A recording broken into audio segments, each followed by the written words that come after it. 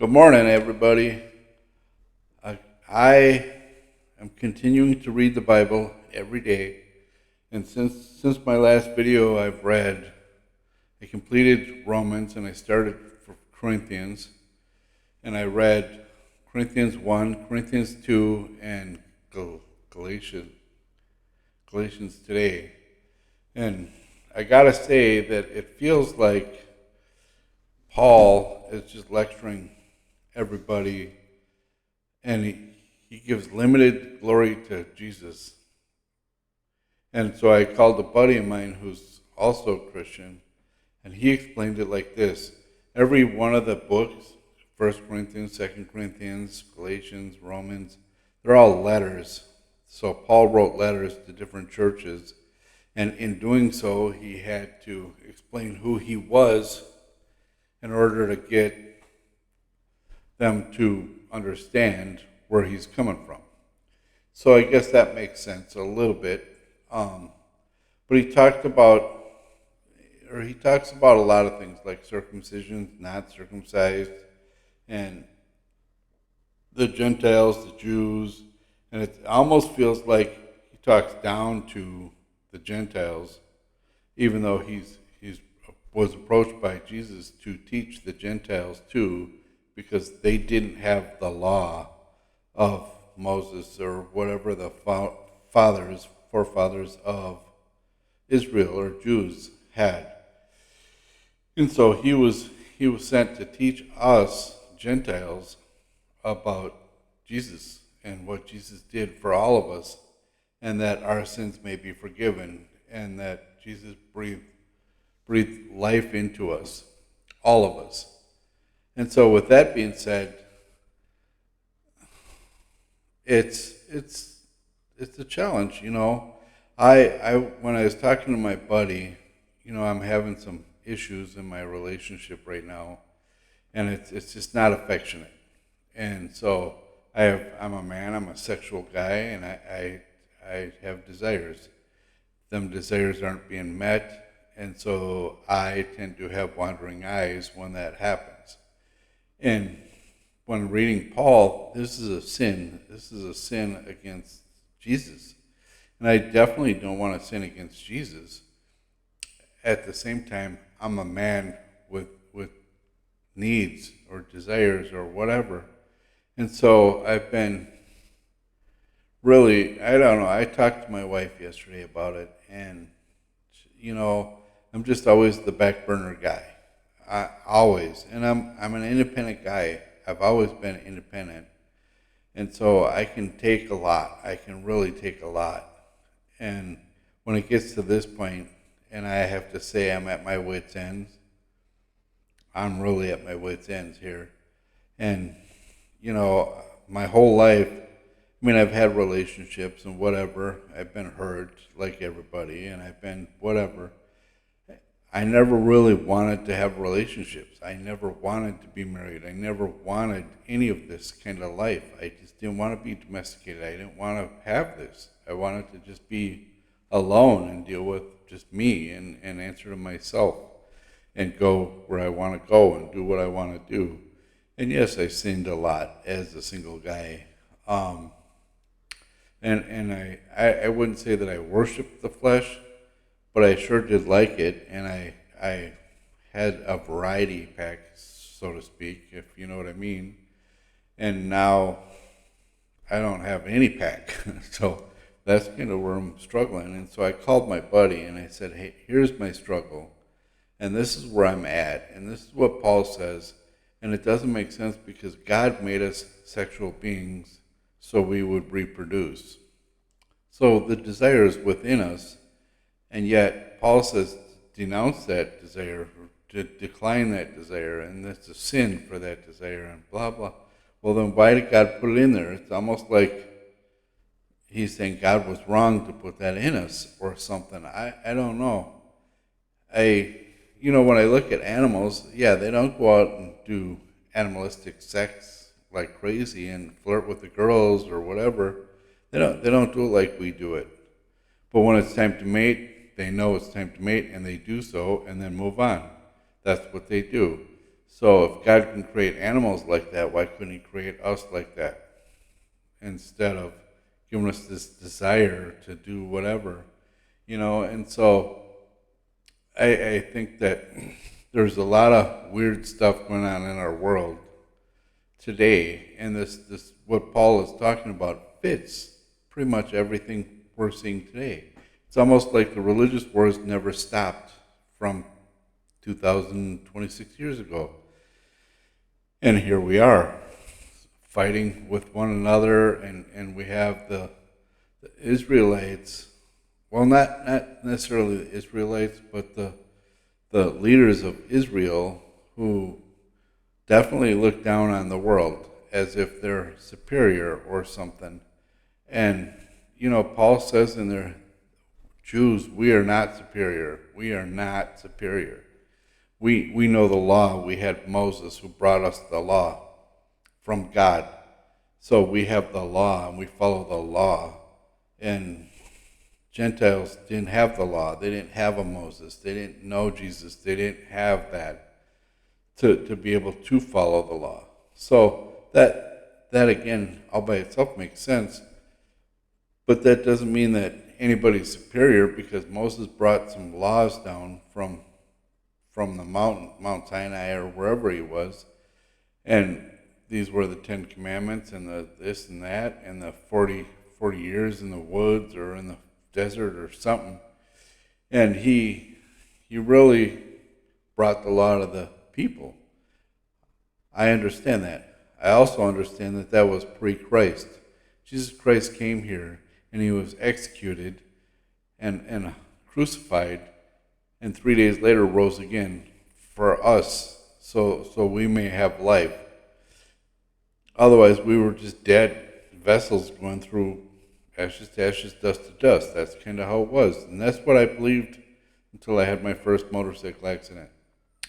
After that, then I was kind of a Christian, and I believed that God sent Jesus here to save us all of us.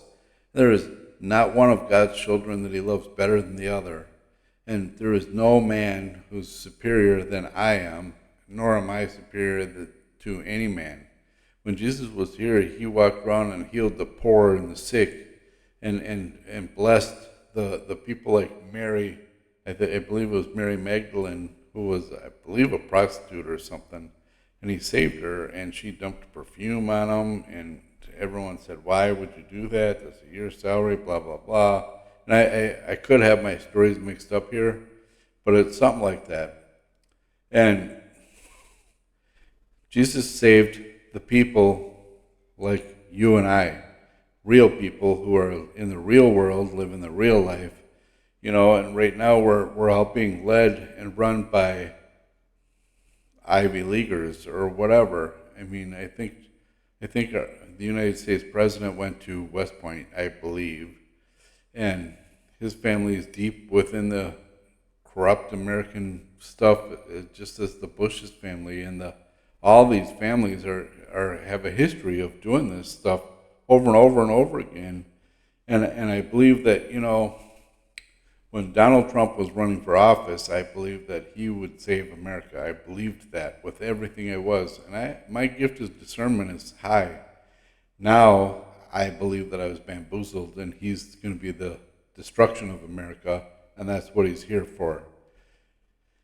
Not that Kamala would have been any better, and I think that with our current system, it is just broken. It is, and I can't point the finger and say it's his fault or their fault or anybody's fault. I can say our system is broken, and it's all led by money, and money leads to all evil. I mean, that's just what it does. And of course, every one of us want our own little nest egg and our own little pot and our own little whatever island, so to speak, to do what we need to do in life. At the same time, it talks about give tithings and give to the poor and give to this and give to that. One of the things that I was talking to my buddy about this morning is, because he said, you need to go back to church. You need to get back into church. And I said, I don't like the politics of church. And the last time I went to church, I felt like overturning the tables and telling them to get out, because that's what Jesus did when the tax people were there.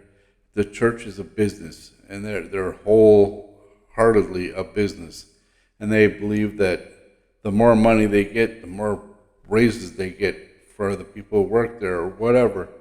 And it's a struggle because yeah, the church needs to be a business kinda to sustain itself and be there to carry the message of Jesus.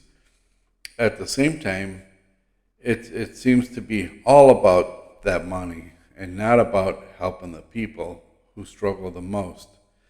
And I've been to several churches, and I gotta say that I've always felt like an outcast looking in at all these churches. I've never felt like I've truly belonged.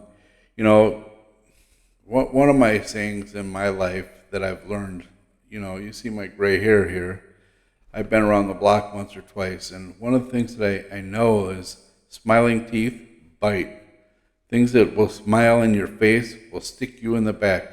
And I believe that. I've seen that thousands of times. And so I really don't trust people who are, there's always a motive for somebody. There's always a motive of some kind. And so that's my struggle. I don't want to be caught up in that. What's their motive? And I don't want to have to figure it out. I want to know Jesus. I want to be with Jesus. That's all I want to do.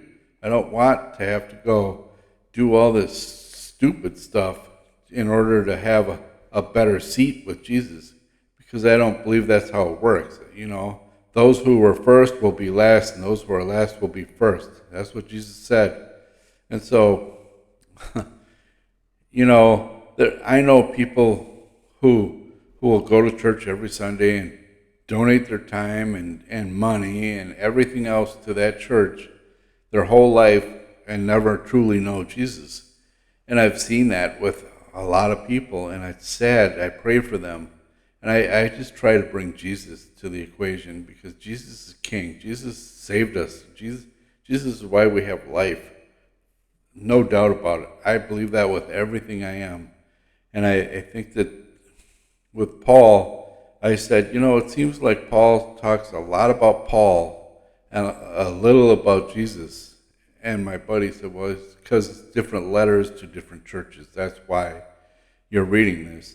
And he said, maybe you should just stop reading the Paul letters, because you're going to see that, and he's going to repeat himself over and over and over and kind of come down on people for different things. And,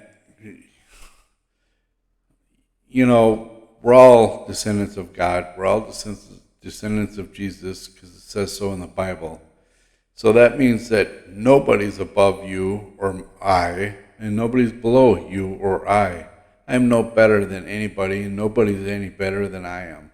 And that's just the way it is. We're all equal. So as long as we can approach this equally and be on the same playing field and try to lift one another up rather than break everybody down, that's what we should all be about. Instead of them smiling teeth biting, them smiling teeth should be there sincerely, trying to help one another. And I don't believe for a second that that's happening in our world. I don't believe it's happening in our churches. I don't believe it's happening anywhere.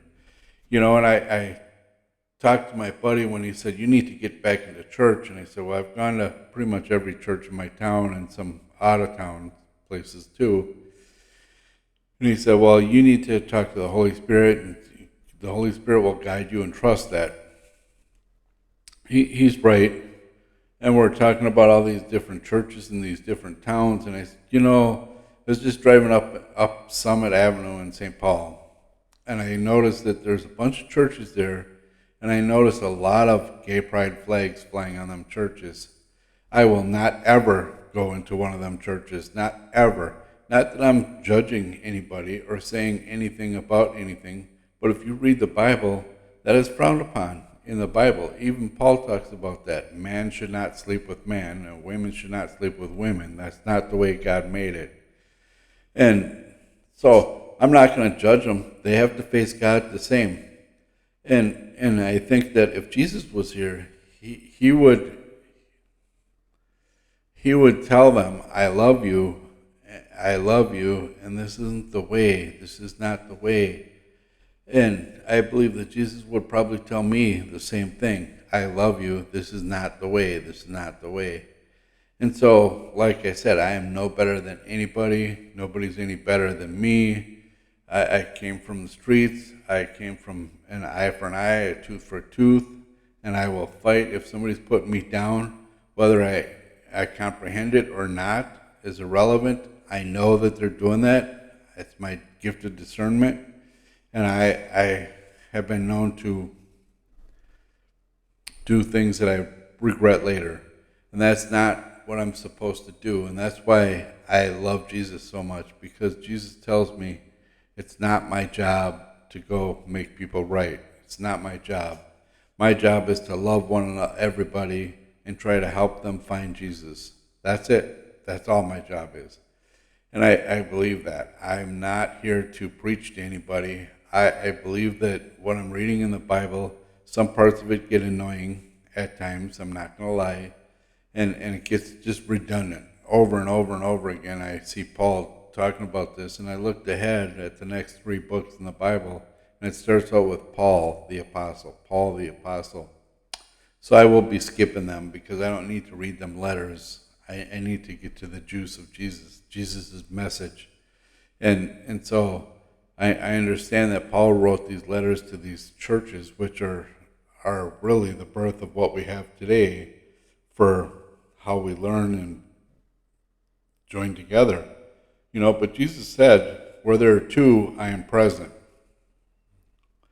So it's all you really need. Where there are 2, I am present. That's what Jesus says. So therefore, it is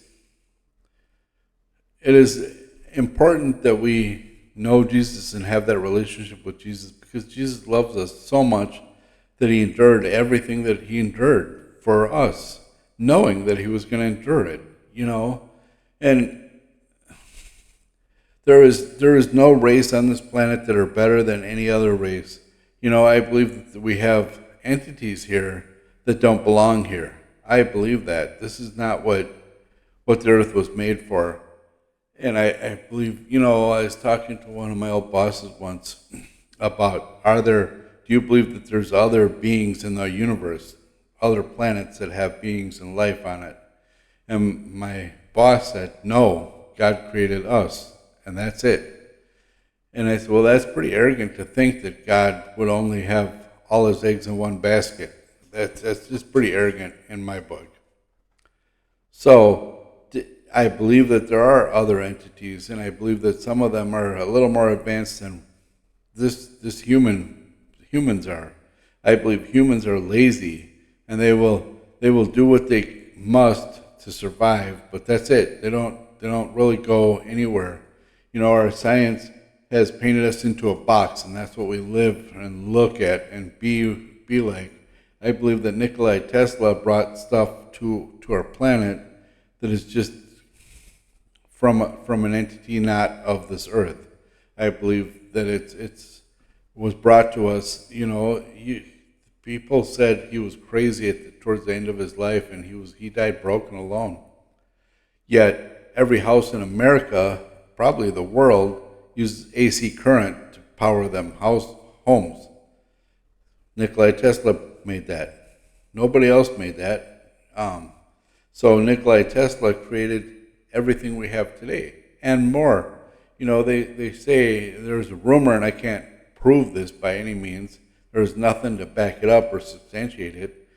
But there's this rumor about the DEW weapon, the direct energy weapon, that we've seen used in the Canadian fires. We've seen it used in Hawaii. We've seen it used all over the place.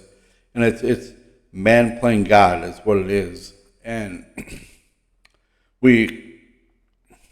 I believe that Nikola Tesla created that, not as a weapon though. Yet, leave it to man, look at this, we can make it do this. And that's what we do, and we use it for destruction. And the elite class or whatever, the people who sold themselves out. And you can't deny that there's people on this planet walking around with us every day who definitely sold themselves out and aren't worshiping the same Jesus as I am. It's not my job to judge. Doesn't mean I don't know what they're doing and what they're all about. And I believe it goes all the way to the top of the world. All the leaders in the world, I believe it goes all the way to the top. They've been infiltrated, they've been corrupted, they've been tainted, and they don't have the best interest of the people because they think they're superior, or they're convinced they're superior because that's what they're taught from whoever. And that's not the way it is. And all men will be before God in the end. All men will answer. There is no secrets. All your secrets will be exposed, and you will answer to all of them secrets. There is no secrets. So when you think nobody can see me, you're being watched. And then our government in the U.S. does the spy on its citizens stuff, which is a direct violation of our constitutional rights, which were given to us from our founding fathers, who are definitely more brilliant than anybody walking around today.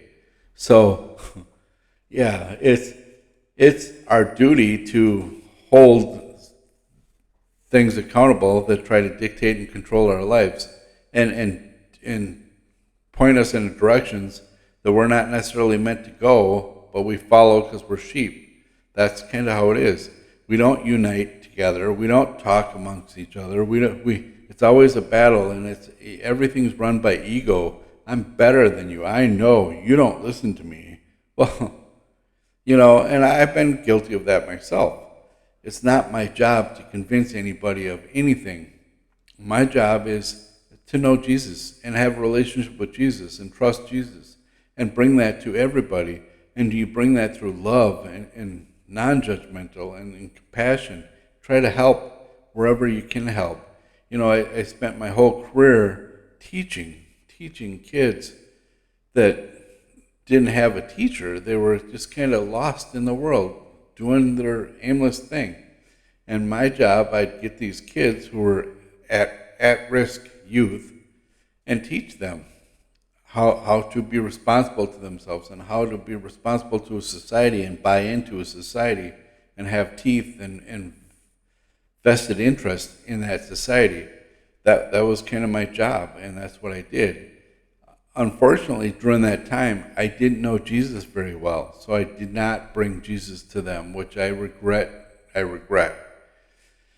And now today, that is no longer in my heart. I don't have the desire to teach anymore. I just don't. I'm tired. I don't want to do that anymore. Yet everywhere I go, as I was telling my buddy this morning, I tend to listen, observe, and try to help everywhere I am at. That's just what I do. And I'm burnt out from trying to help. I'm burnt out. I'm just fried out with it. And I asked Jesus, help me. Bring your Spirit to me. Bring the Holy Spirit. Holy Spirit, come. Be with me today. Drive me, guide me. Take me to where you need me. I will surely show up and be there and do what you need me to do. At the same time, it's just not in my heart anymore. And one of the things that I was able to help these kids with is I grew up a very diverse life. I grew up wondering where I'm going to eat next, or am I going to have clothes? I didn't get new clothes at the beginning of school. I didn't get anything like that. I would wear it, till it wore out. I remember in the 80s, I was so poor that I would wear my jeans until they had holes all over them. And I would wear them proudly. And it became a fad, and everybody started doing that all the time. So I just kind of fit into that fad. And it wasn't because I was wealthy and could afford these ripped up jeans. It was because they were truly worn out like that. And that's just how they were. I'd have t-shirts that were rags, and I would just tie them together and make it look like I made it that way on purpose. And it was really because it was a rag and it should have been thrown away. But I couldn't afford a new shirt, so I'd tie it together and make it look as cool as I could. And that's kind of what I did. And it was because I was poor, and I came from poor. I came from the bottom of the barrel. I wasn't even a slave worthy. I was just poor, and I had to survive. And I've eaten food at dumpsters. I've done things, taken clothes off of clotheslines, so I could have some clothes. I've done bad things. And I repent, forgive me, Jesus. I sinned. I sinned. I took from people that had because I had not. And I didn't know any other way to get it because I wasn't taught that way. I was just taught this is the hand you're dealt with, so deal with it and figure it out. That's kind of how I was taught. And if you read the Bible and you listen to Jesus, and he talks about we're all descendants of God, we're all descendants of him, and he's within all of us. And so we're taught from the time we come out of the womb, these are the hands we're dealt with, and we have no control over it. We have no power over it. And that's a lie. That's just a bold-faced lie. It talks about manifestation in the Bible.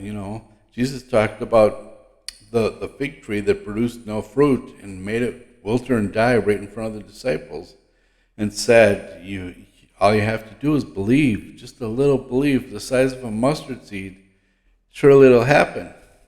And I think that's kind of the struggle we have, or I have anyway.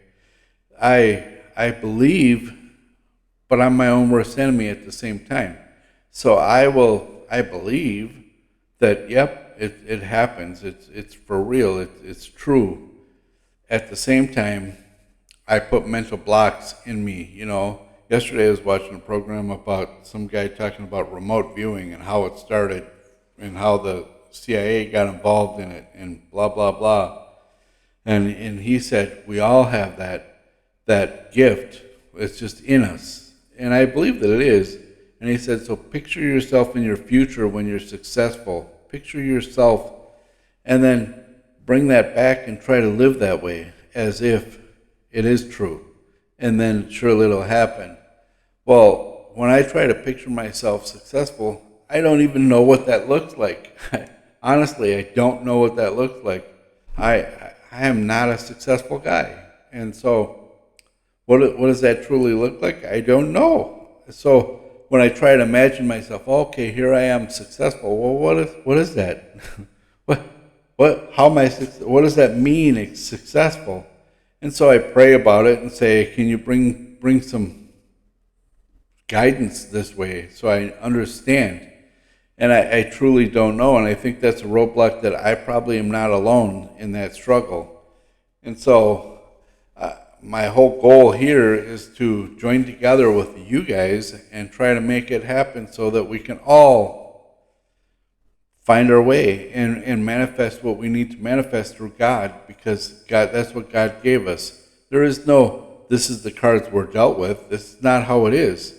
It's our job to get out of it. I mean, you've heard of people who come from poverty and poor and make it to the top and just make it.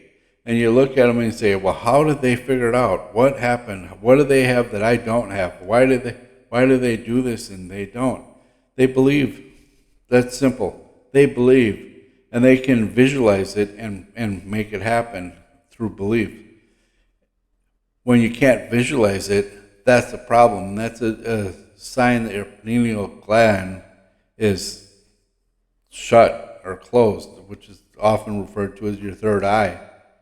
So it is our duty to work together to open that gland up, because that's our direct link to God, and that's where we're at. And if you look at all of our food, all of our water, all of our teachings, all of our everything, it's designed to shrink that pineal gland so that we struggle and don't figure it out. We don't have that ability to see that. Yet there's always somebody who falls through it, who gets it. And, everybody wants to be that somebody, and then you look at them and say, well, did they sell their soul to get that? I mean, how did they get that? And we don't get that. And it's not about selling your soul or not selling your soul. It's about just understanding that this is the power you have, and you have it. We all have it. And working together to try to visualize what works for us, not for society as a whole or the world as a whole or anybody as a whole, for us. This is what we're gifted with. And so the news will try to dictate and control us and make us think one way or another. Look, it's a World War III. And I've seen that pop up a few times or talked about here recently. World War III, Putin, and this and that. And it's all a deceitful lie. And it's made to control us and make us to focus on that rather than what is truly our gift. So I challenge every one of you guys to join me together so we can make this gift a reality that's ours in the first place. And nobody has the power to take that from us. Even though we're taught that they do, they don't. They do not. Jesus is more powerful. God is more powerful. God created us all. Why? To be controlled by all these people? I don't think so. And they say in the Old Testament about how Morningstar was cast out with his following because he wanted to have his own kingdom and do his own thing or whatever. And so he was cast out to this place, and then God made humans to create free will. We have a choice here. And it's definitely a challenge because Morningstar doesn't ever sleep, nor does his following. So when we're sleeping, they're pressuring. When we're awake, they're pressuring. When we turn on the TV, they're pressuring. When we pick up our cell phones, they're pressuring. Everything we do is pressure.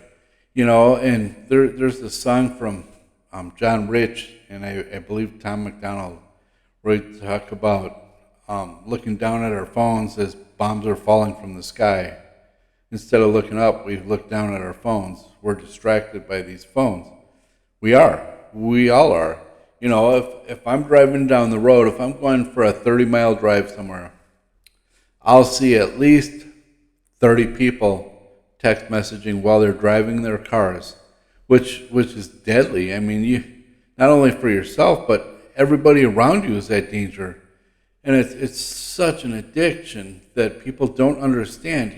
My wife has done it. I yell at her, don't do that. And she said, well, you do. No, I don't. I do not move my vehicle and text message my phone. I do not. If somebody text messages me, if it doesn't come through my stereo, it'll wait till I am done driving. That's just how I see it. Now, does that mean I'm better then? No. But it does mean that my life is in danger every time somebody's behind a wheel text messaging on their phone. That's the truth. In 2017, in May, I was driving down Highway 35 South in Wisconsin towards Nelson, Wisconsin. And I was going through a town called Hager City. And this guy coming at me, it's a 2-lane highway. I'm going around a corner and there's cars in front of me and cars behind me. There's cars all around us. And I got the cruise set, so I'm matching the speed of the cars in front of me and behind me. So I'm not gaining on nobody. I just have the cruise set. I'm listening to music. I'm just driving. I'm on my Harley. It was a beautiful day out. And all of a sudden, this guy, I just seen him. My eyes just went to him. And I seen him. We're kind of going around a corner like this and to the left a little bit. And he's going to the right. Well, he didn't turn right. He came right at me. So instead of him hitting all these cars in front of me and behind me, he came right at me directly. And so I swerved. I seen him coming. I swerved. I'm honking my horn, and I swerved. And there's about maybe this much, 6 inches or so, asphalt past the white line. Well, I'm past the white line. I'm right on the edge. And it's kind of a downslope ditch. And on the other side of that ditch is a farm with barbed wire. And so I thought, well, if I go down in this ditch, I'm surely going to die. I'm going to cut myself in half. So what do? So I put my foot out and caught the corner of the bumper with my foot, breaking every bone in my foot, my ankle, my toes, everything was busted up. And I had a passenger who was a family friend. And I've known this girl since probably sixth grade, seventh grade. Went to school with her sister. So I've known the kind of the family my whole life pretty much. And not my, since I started school.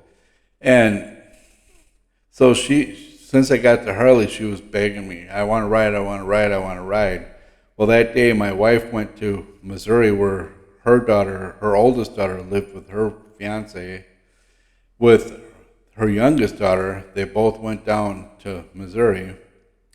And so, sure enough, this friend calls and says, hey, I want to go on a ride. And I said, well, I was taking a nap. And I said, well, that's fine, but you got to come here because I'm not driving all the way to your town to get you to go for a ride. We're not going to do that. And so she came to my house. We got on the Harley and we went. And sure enough, we got hit in Hager City.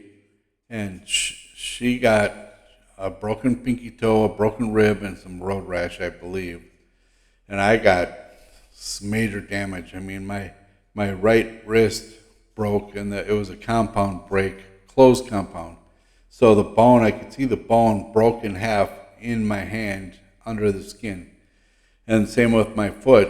I could see all the bones broken under my skin. And so I remember when they took my boot off, because it had a zipper, they were going to cut it off. And I said, you ain't cutting that boot. Zip it, unzip it. So they unzipped it and took it off, and my foot looked like it was a balloon. It looked not right. And I said, why does it look like that? And they didn't know. And so I didn't lose consciousness once during that time. And so they put me in the ambulance, taking me to the hospital, and I called my work. It was on a Tuesday, and I didn't work till Thursday. And so I said, I'm not going to make it on Thursday. I just got hit head on. My leg is broke. I'll see you maybe Friday or Saturday, because I was in delusion. And the ambulance driver said it was because I was in shock. Maybe. I wasn't in pain. I just was dealing with this. And so then I called my wife and told her, and she started crying and said, what do you want me to do? And I said, well, you just got there, so you just stay and enjoy your time. There's nothing you can do here. I'm just going to the hospital. So I went to the Mayo Clinic in Red Wing, Minnesota, and they couldn't deal with it. So they put me in an ambulance and sent me to Regents Hospital in St. Paul, who had a Trauma 1 unit or whatever. So I'm there, and I went through a whole bunch of surgeries in that first week, trying to get like my wrist better and my foot, and yeah, I mean it was crazy. It was a crazy time. Then about 8 months later, the passenger, my family friend, I got a summons or something from her lawyer. She's suing me because the guy who hit us had no resources, nothing. So I'm laid up, trying to get better, paying on a Harley that I don't own anymore. And yeah, it was just an experience. It was an experience. Fortunately for me, I believe that my reaction to this guy coming at us was a direct result of us being above ground and alive. And so the judge saw it that way too and dismissed that case, thank God. But I haven't talked to that friend since, and I have no intentions of doing so. I mean, that's kind of dirty, I think. And so there we have that. And the whole point of this, bringing this whole thing up, or this whole experience, was, now I forgot. Anyway, the whole point is that life happens, and this guy who hit us, now I remember, said, I dropped my phone. I was text messaging and I dropped my phone, so I was reaching for my phone. Well, I was there. I watched him come at me. He hit me head on. I was right eye to eye, less than 4 feet from him. And he was in an SUV, and I was on my Harley. And he was not looking for a phone. That guy was passed out. He was out cold, sleeping at the wheel. And I found out, well, the police found out through drug tests that he just took some sort of drugs and was unconscious. And I remember I was laying in the ditch, and my friend was up on the road unconscious, and I didn't know what was happening. I got up and I took a step and I fell over because my leg was not there anymore. And so I'm sitting in the ditch, and my Harley's laying mangled not too far from me, but the radio was still playing. So some guy came and said, "Hey, is there anything I can do?" I said, "Can you turn that little fob on the dash, shut that radio off? I don't want to hear that right now. I don't want to even look at that motorcycle, but I don't have a choice." And I said, "Do you see that yellow SUV down there?" He said, "Yeah." I said, "Don't let that guy go. Don't let that guy go." I didn't know the guy was standing right behind me, calling his grandpa, saying, "I messed up, I messed up, I messed up." And, I forgave the guy pretty much right away. I forgave him because I used to use drugs once upon a time too. And so I know that once it gets a hold of you, it's got a hold on you. And it's hard to not have that be a dictator of your life. So I forgave him. I tried to keep him out of prison. I thought that the earning power of this guy is huge if he's out of prison, because he will be able to get a job and pay me restitution to pay off this Harley and pay me my medical stuff that I'm going to endure here. Well, that didn't happen. My passenger wrote a letter and said, "This guy's a bad guy and he needs to go to prison," and blah, blah, blah. And the judge heard her, put him in prison, and she shot her own foot off because now there's no money for her. That's her choice. That's what she decided. When you know it all, you can't really tell somebody that what they're doing is the wrong approach. The best thing to do would be to forgive the guy and let him try to repay us the debt that he just caused. And it is what it is. I mean, that was that. But I believe that there was a hand, a cradle of God that got me injured and saved my life at the same time. And I think that the whole purpose of that was because I was working for a county in corrections at the time. And I was just the most miserable I've ever been in my whole life, because these people ran the county, had no clue what they were doing. They were way underqualified, and they just ran it like they knew everything. And if you didn't follow their ways, you're getting in trouble for something stupid and irrelevant. It had nothing to do with the clients we served. So I was just unhappy, and these people would go amp things up and try to get these kids to fight them so they could have a just cause to harm these kids. I hated that. I hated that. I'm like, this is someone's child. You're harming someone's child. This is the same as all these sex traffickers that are doing this to these kids. It's not our right. That's not what we're here for. We're here to try to teach these kids to make a better choice. And, the kids that I worked with, I'm sure many of them know who I am and remember me as I remember them. And I love them as if they're my own child. I will never hold anything against them. I'm sad that they were stuck in the system they were stuck in, because there was no help for them. They were all alone. And many of them went to church or are dead now today, which breaks my heart, because they could have been saved if these people who with these egos, large egos, didn't get into power. And I like to say it's these power-hungry women that get into this field to dictate everything and think they know everything. In the Bible it talks about women in power, and that's not a good combination, and I've seen that firsthand.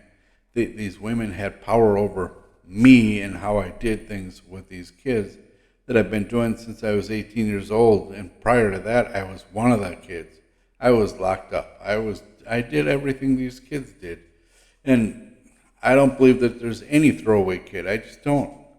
And so I really tried to bring that help to them. At the same time, the system has changed so much that it took it from me. I don't want to help these kids anymore. I don't want to be part of it. I don't want anything to do with these kids. And it's sad because there's so many kids that have so much potential. It's just not my job anymore.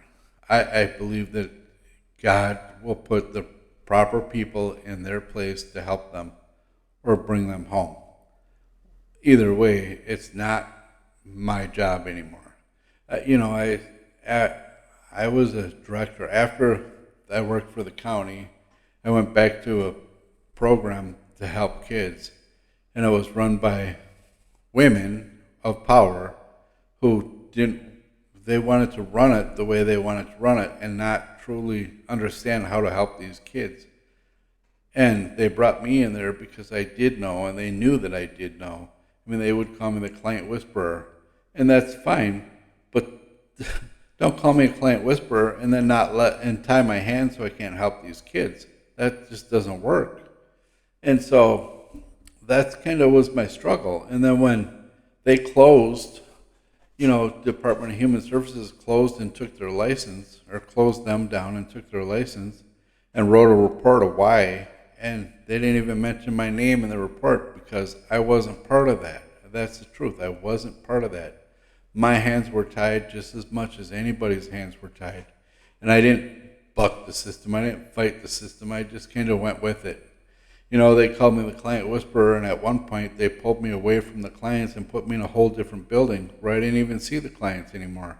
So, but if something was happening where these kids were fighting or breaking things or whatever, they would call me to come fix it. So it was really kind of a abusive situation for me. And I didn't have it in me, but I thought I did. So after they closed, a couple of years after, I think I talked to one of the teachers, and I went to work for her at the school district. And I watched how this is with these kids, and I just couldn't get on board with it. It wasn't in my heart no more. I didn't have this in my heart. So without notice, I just quit. And I probably severed that relationship. And Molly, if you're reading this or seeing this, I apologize. That was not my intentions. It's just not in my heart anymore to bring anything to these kids that don't want it. And then you got a system who encourages them to not want it. And there's really kind of a power game that dictate everything. So it's just not in my heart anymore. I'm sure it is for somebody. It's just not in my heart. So with that being said, I truly love you guys, and I appreciate you guys more than you know. And I hope that you guys can comment on some of the stuff I talk about when I'm learning in the Bible, because I don't have all the answers. And where there's more than one, Jesus is there. So bring that, I know my buddy said, you post this on YouTube, you're probably going to get a bunch of snake oil salesmen bugging you or whatever, flooding you. And my gift is discernment. I can smell BS a mile away. So bring it. Whatever you got to do, we'll do it. But I'm talking about the Bible. I'm reading the Bible every day. It's what I'm doing. We're going to study this together. We're going to figure this out together, because at the end of the day, Jesus is coming back. Know it. Believe it. Jesus is coming back. And we have great power within us because we're all descendants of God. And so, like I said, I love you. I appreciate you guys. And we'll talk to you tomorrow. Have a great, blessed day.